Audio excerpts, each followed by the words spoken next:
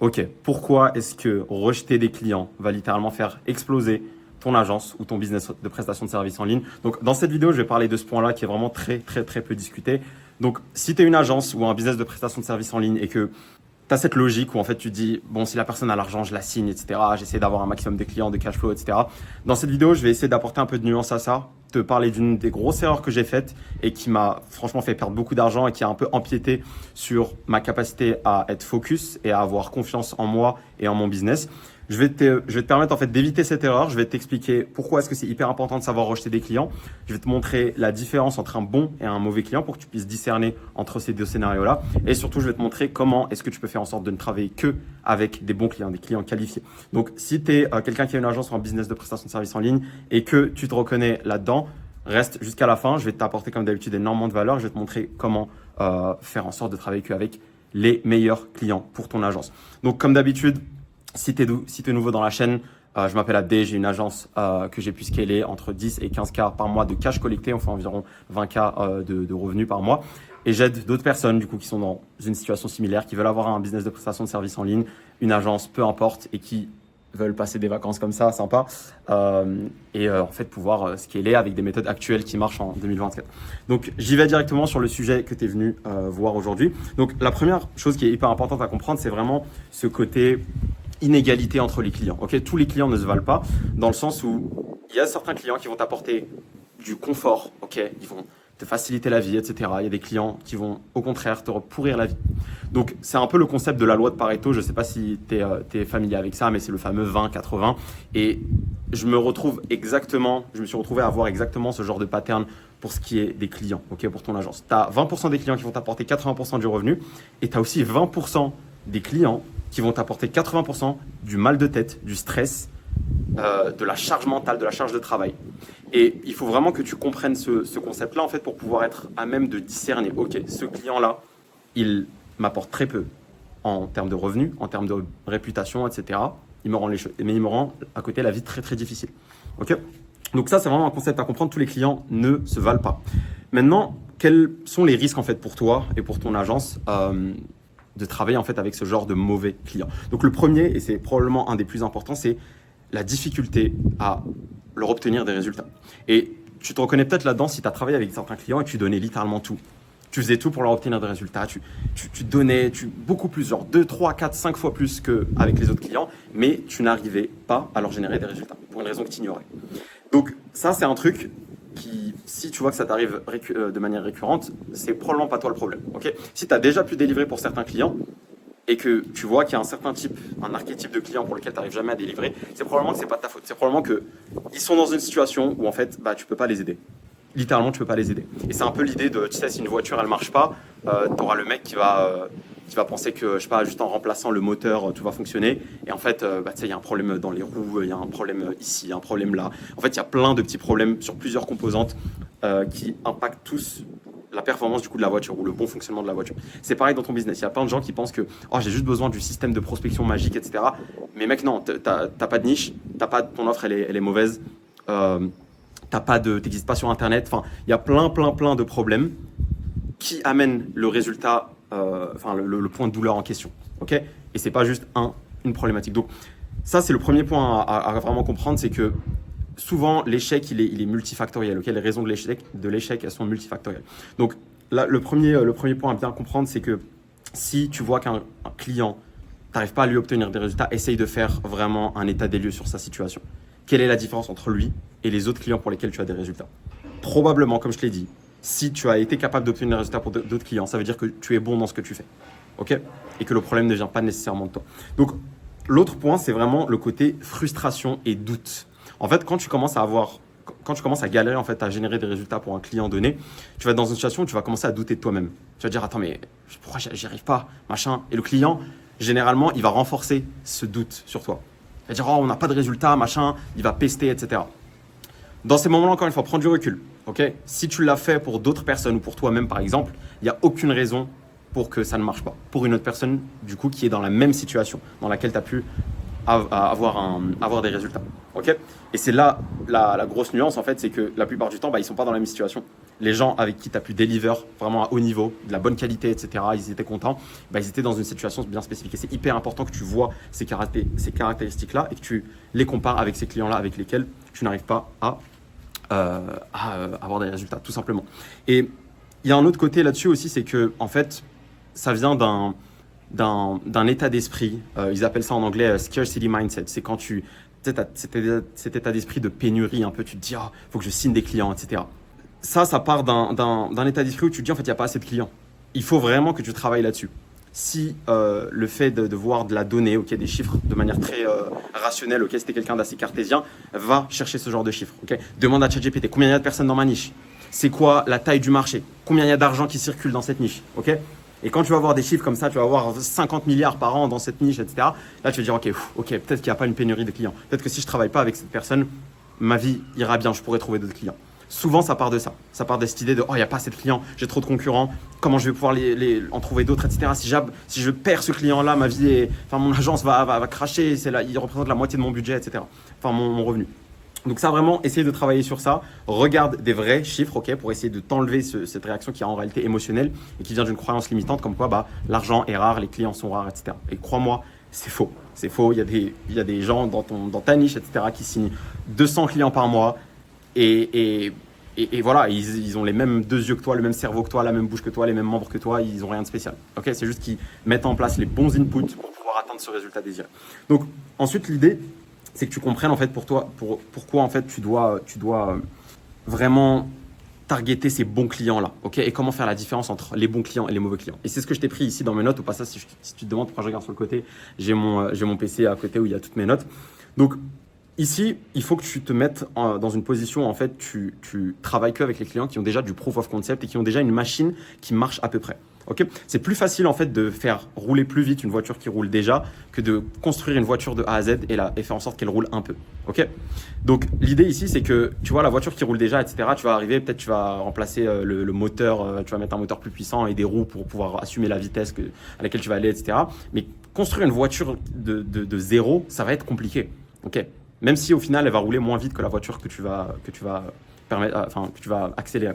Donc l'idée ici, c'est pareil en fait avec ton business. Il faut que tu essaies de travailler avec les clients qui gagnent déjà de l'argent. Et si je peux te donner une fourchette, en fait, il ne faut pas que tu travailles avec des gens qui font entre moins de 10 à 30K de chiffre d'affaires. Évidemment, ça dépend des niches, mais typiquement, si tu travailles avec des business locaux, des marques e-commerce, etc., vraiment au moins 10 à 30K. Et honnêtement, moi, je taperais plus dans les 30K. Parce que quelqu'un qui galère en fait à faire ça, ça veut dire qu'il a plein de problèmes. Ça veut dire que ses fondations, elles ne sont pas solides. Généralement, quand tu arrives à 10K, 20K, 30K, ça veut dire qu'en fait, tu as les bases en fait, dans tout. Tu as une bonne offre, genre ta niche veut ton offre. Tu as une niche où il y a de l'argent. Tu as des systèmes de prospection relativement OK. Ou alors tu as un système de referral, etc. Donc tu as du business qui vient régulièrement, relativement OK. Tu sais closer de manière relativement OK. C'est ça que ça veut dire en fait. Travaille avec ces gens-là. Ça, c'est ce que j'appelle un bon client. Pour le côté revenu. L'idée aussi, c'est d'essayer de travailler avec des gens qui ont déjà une équipe. Parce qu'ils comprennent ce que c'est en fait de travailler en partenariat avec quelqu'un. Ils comprennent que ça demande des compromis, ça demande de la communication, ça demande qu'ils te délivrent certaines choses dont tu auras besoin pour avancer, pour leur générer des résultats, pour faire ton travail finalement. Ça aussi, c'est un green flag, entre guillemets, le fait qu'ils aient une équipe. Okay, donc, tu vas voir ça rapidement de toute façon. Quand tu vas onboarder ton client, tu sauras en fait quand ce sera un bon client ou pas en fait. Avec déjà ces caractéristiques que je te donne et également avec la manière avec laquelle il va communiquer, tu vois, et avec la vitesse avec laquelle il va te fournir les ressources dont tu as besoin, etc., etc. C'est des choses qui sont très faciles à remarquer, surtout quand tu as travaillé avec quelques clients. Donc maintenant, les caractéristiques des mauvais clients. Comment est-ce que tu reconnais les mauvais clients, les clients que tu veux éviter à tout prix? Donc, le premier point, c'est, comme je t'ai dit, le revenu est faible ou irrégulier. Si tu vois que le mec, il fait 1K, 10K, 2K, tu vois, ça fait des zigzags comme ça. Ou alors, il est totalement fauché, totalement flat. Il a négocié 10 ans avec toi le pricing, etc. Il t'a dit non, c'est trop cher pour moi, etc. En fait, déjà là, tu es dans une position où la personne ne raisonne même pas vis-à-vis de la valeur que tu lui apportes, mais elle raisonne juste vis-à-vis du prix. Et crois-moi, ça, c'est une grosse caractéristique des mauvais clients. En fait, ils s'en fichent totalement de ton service. Ils s'en fichent totalement de la valeur que tu as apportée. Ils s'en fichent totalement de ton offre. Ils veulent juste savoir si c'est pas cher. Oh, s'il te plaît, est-ce que c'est pas cher, etc. Et honnêtement, il faut être capable d'avoir un peu d'empathie vis-à-vis de ça parce que probablement, ils sont forcés de penser comme ça parce qu'ils font pas d'argent. Mais le problème avec ça, c'est que tu vas être dans une situation où tout que les discussions vont tourner autour de ça. Et il va être dans une position en fait où il va avoir énormément de stress et tu vois, il va te mettre la pression et tout parce qu'en fait, les 2 cas qu'il t'a donné, c'est je sais pas, c'est ses économies du mois dernier ou des 2 mois derniers. Ok, c'est littéralement tout le budget qu'il a à disposition.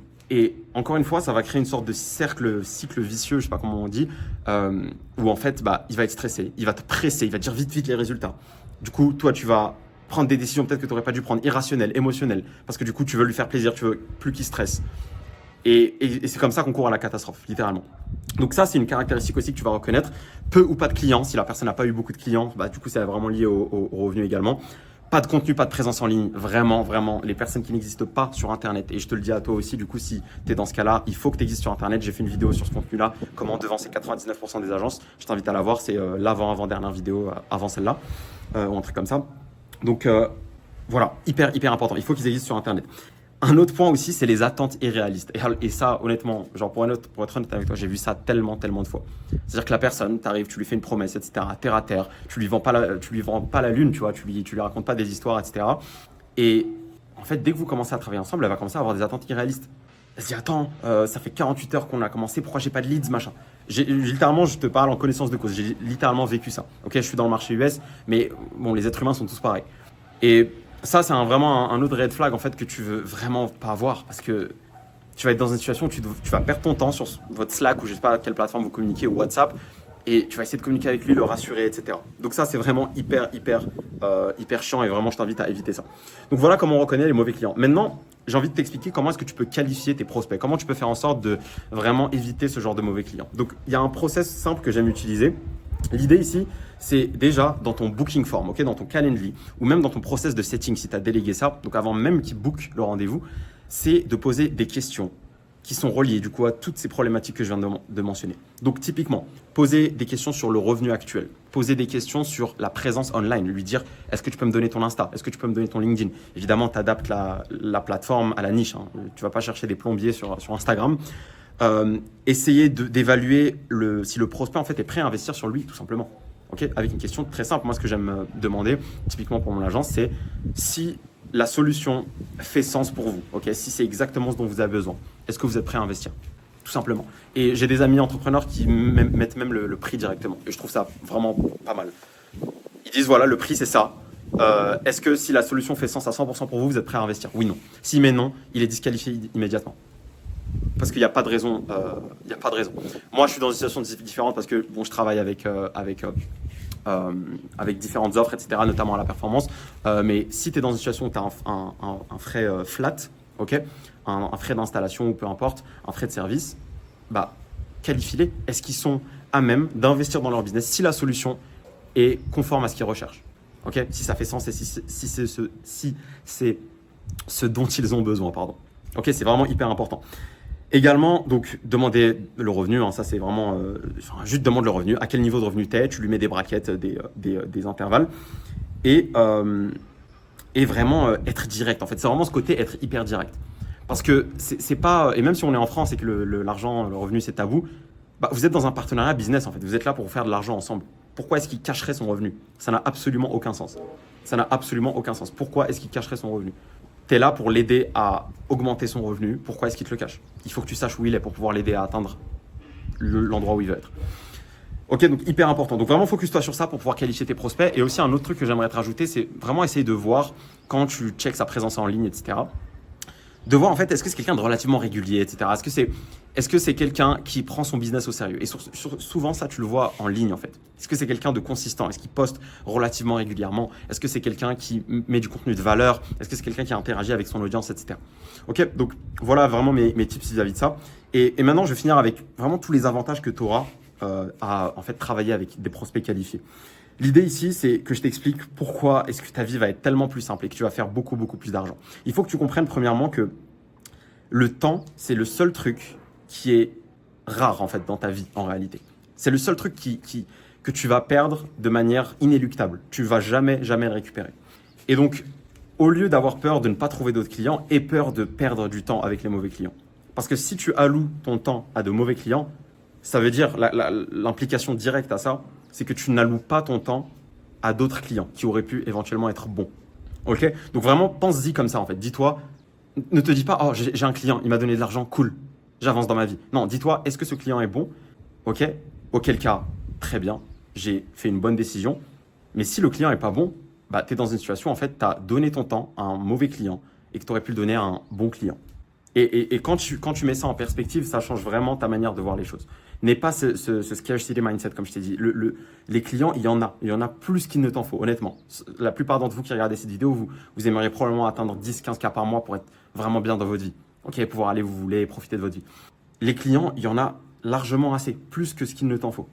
Ok, tu as besoin de 3-4 clients maximum, pas plus.